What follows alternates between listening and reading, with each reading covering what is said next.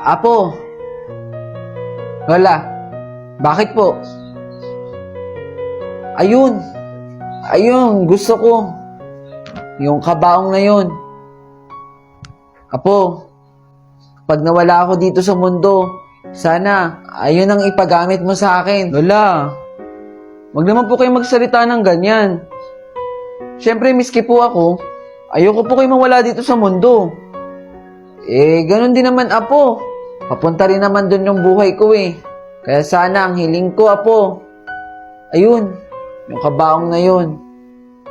Sige, Lola. Pipilitin ko po. Pero alam niyo naman po na tayo na lang po yung magkasama, di ba? Oo nga eh. Dalawa na lang po tayo lumalaban sa buhay. Pagpasensyahan mo na ang lola mo. Masyadong mataas ang pangarap.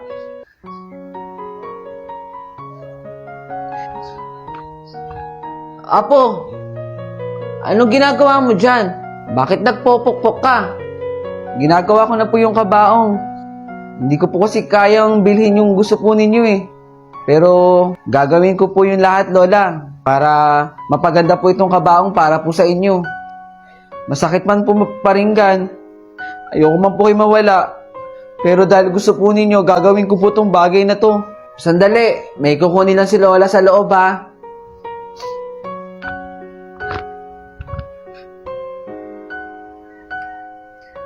Opo, magkape ka muna.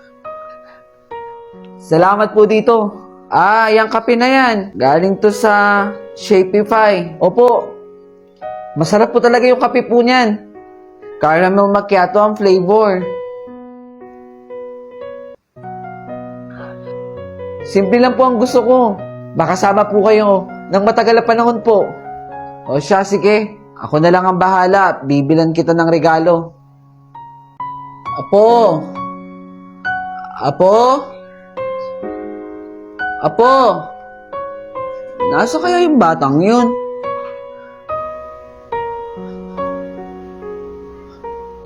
Apo! Pakipasa na sa likod. De La Cruz, late ka na naman. Gusto mo pa bang mag-aral? Sorry po ma'am kung late po ako. Opo ma'am, gusto ko pong makatapos ang pag-aaral po para kahit paano makatulong po sa pamilya. Kung ganon, sa susunod dapat tagahan mo ng pasok mo. Sige po ma'am, pasensya na po. Next! Okay class, i-rewind natin. Ano nga ulit ang philosophy? Pakigising nga si De La Cruz. Uy, De La Cruz, gumising ka na. Nakita ka ni ma'am. Naiintindihan mo ba lahat na itinuturo ko, Mr. De La Cruz? Sorry po ma'am. Opo ma'am, naiintindihan ko po. Okay class, announcement. Magkakaroon tayo ng examination at kailangan sa exam na yun lahat buo babayaran na tuition fee. Ano daw? Mag-e-exam na daw tayo. Mag-e-exam na daw? Kakaintindihan ba tayo? Mr. De La Cruz, baka naman na-late ka pa sa araw ng exam. Hindi po ma'am. Sisikapin ko pong makapasok ng maaga po. Order nga ng burger with fries. Ikaw po pala yan ma'am. Mr. De La Cruz, dito ka nagtatrabaho? Opo. Dito po ako nagtatrabaho. Ma'am, pasensya na po pala kung palagi po ako late sa klase ninyo. Kailangan ko lang pong kumayod para po sa pag-aaral ko. Sisikapin ko pong makapasok ng maaga po sa klase ninyo. Pagkatapos ko po dito sa trabaho, nag-aaral po ako ng maayos. At pinipilit ko pong intindihin lahat ng tinuturo po ninyo sa amin. Kaya sorry po ma'am. Ayaw nga pala, Mr. De La Cruz. Meron nga pala bagong proyekto si Senator Win para sa mga college student. Talaga po? Magiging libre na ang ating tuition fee. Malaking bagay po yun. Sa mga katulad ko pong working student. Makakapagtapos na po kami ng pag-aaral. Dahil gusto ni Senator Win na makapagtapos ang bawat batang Pilipino ng pag-aaral. Siya nga! Siya nga! Yung alin? Yung kaklase nating nangangalakal. Ah, siya ba yun? Alam mo, ang baho-baho niya nun.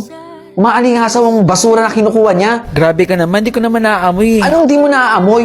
Ano bang ilong meron ka? Hoy, nangangalakal ka? Di ka ba naiya sa sarili mo? Yung kinukolekta mo, basura?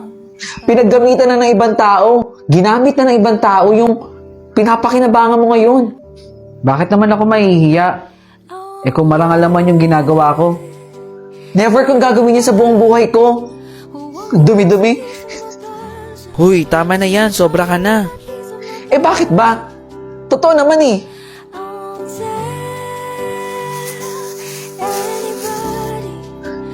Hoy! Namamolekta ka na naman ng mga plastic cup, kung ano ng mga basura. Eto, gusto mo to? Yung iniinom ko? Sandali. Oh. Yan ang gusto mo, di ba? Sayo na yan. Teka, tama lang yan na mapaliguan ka. Ang bango mo kasi. Ang dumi-dumi mo tignan. Nakakaya, nagki-classmate pa kita. Diyan ka na muna. Carlos Present po. De La Cruz. Ma'am, absent po si De La Cruz. Absent na naman si De La Cruz. Baka nangangalakal pa. Good morning, ma'am. Ako po yung pinsan ni De La Cruz. Good morning po. Nasa ospital po kasi yung nanay niya. Wala pong magbabantay kundi si De La Cruz lang po. Inaalagaan yung nanay niyang may sakit. Nay? Nay? Anak? Bumili ako ng prutas. Para sa'yo. Naku, nag-abala ka pa. Bakit basang-basa ka? Hindi, Nay. Huwag mo na po pansinin. Tumakbo po kasi ako ng mabilis. Kaya po pinagpawisan ako. Nak, pasensya ka na ha. Lalaban ako. Kakayanin ko to, anak. Magpagaling ka, Nay, ha. Gagawin ko po ang lahat. Para po sa inyo. Thank you po, ma'am. Ano score mo? 18/20. Bakit? Pwede bang makita yung papel mo? Yan na naman yung piling matalino. Okay, class. Congrats sa mga nakakuha ng matataas na score. Congrats sa Galingan inyo. pa natin, ha? Oh, bakit? May problema ba? Teka. Sabi ni ma'am, bawal daw to ah. Ha? Tama yan. Ayan na naman siya, naghahanap ng mali. Bakit tama sa'yo? Gusto niya kasi palagi siya yung mataas. Hindi. Tanungin natin kay ma'am. Eh di sige, tanungin natin. Yan lang kasi Galing score naman niya. nag-check sa'yo, hindi pwede to. Ma'am? Yes, Carlo? Di ba po sabi ninyo, bawal po ito? Ang alin dyan? Bakit po tama sa kanya? Oo nga, mali mo na nga, Carlo. O, di ba? Sabi ko sa'yo mali ito Pakicheck nga na mabuti yan, Carlo. Sige ma'am, Bida kasi, ayaw mataasan. check ko po ulit lahat. Baka may mga mali pa po dito. Uy, pakopya ako, dali na. Uy, dahan-dahan lang. Baka masira yung Bakit papel ngayon ko. lang gumagawa ng assignment nyo? Naku, yan na naman yung Ang pabida. assignment, ginagawa sa bahay. Hindi dito. La, kala mo di niya ginagawa to ah. Eh paano? Pabida yan. Uy, yung papel ko. Good morning, class. Morning, ma'am. Okay, so our topic for today is all about quadratic equation. Ma'am, Yes, Carlo? may assignment po tayo. La, pabida siya oh. Pinaalala pa yung assignment ng putya. Bida-bida yan. Kahit kailan talaga to. Tama ba, Carlo? May assignment Opo, tayo? ma'am. May assignment po. Ito, ma'am, mo. Walang pakisama to. Ayaw mo na, feeling matalino kasi yan. Totoo naman May assignment tayo Bida-bida kasi yan. Ngayon nyo nga lang ginagawa yan What is the commotion at the back? Ngayon lang po nila ginagawa assignment nila, ma'am. Ang assignment ay dapat ginagawa sa bahay, di ba? Ipasa nyo na yan. Oo na, bida-bida ka kasi. Feeling matalino. Gagaling nyo Thank you, Carlo, sa pagpapaalala ha. Thank you, ma'am. Oh, nandiyan ka na pala, anak. Pasensya na, anak. Wala pa rin tayong ulam hanggang ngayon. Ama, huwag na po kayong problema.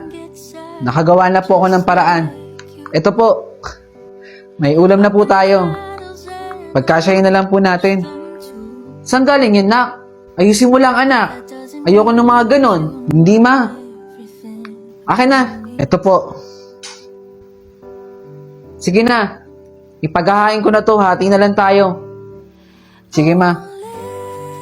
Ma, papasok na po ulit ako. Pasensya na, anak. Wala akong may bibigay na baon sa'yo. Maglalabandera muna ako. Hindi, ma. Alam ko rin naman po na walang-wala rin po tayo eh. Kaya naiintindihan ko po. Ito pala, ma. May 20 pa ako dito. Pandagdag po sa pambili ng bigas. Salamat dito, anak, ha. Sige, ma. Wala pong anuman. Pasok na po ako. Baka mahuli pa po ako sa klase. O, sige na. Pumasok ka na. Aling Marites. Pasensya na. Puro na lang ganyan. Babayaran naman kita sa utang ko eh. Eh, kailan mo ako babayaran? Nag-short lang kami sa budget. Puro ka dahilan. Alit kasi nakita ko sa paglalabandera ko eh. Ewan ko sa'yo, ang dahil mo sinasabi. Ano yun, ma? Bakit naman po nagsisigaw si Aling Marites dyan? Ah, wala yon. May utang kasi ako kay Aling Marites. Yung pinangkain natin isang gabi. O ito, ma. May konting ipon ako dito.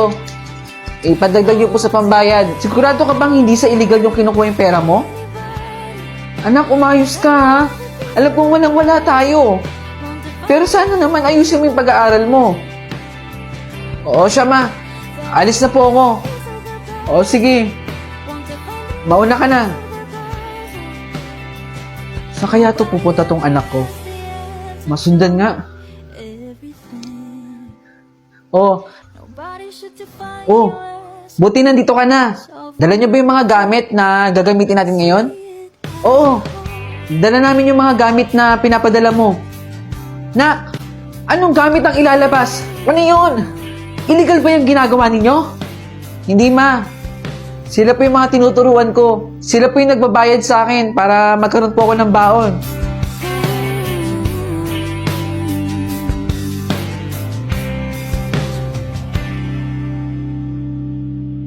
Guys, alam nyo ba, binilan ako ng sapatos ng nanay ko. Wow, sana all. Nike yung binili sa akin. Talaga? Oo, ang ganda nga ng sapatos eh. Binilan din ako ng tatay ko ng bagong sapatos eh. Ay, meron ka din? Oo, Bakit ka binili ng tatay mo? pang PE natin, di ba? Ay, oo nga pala.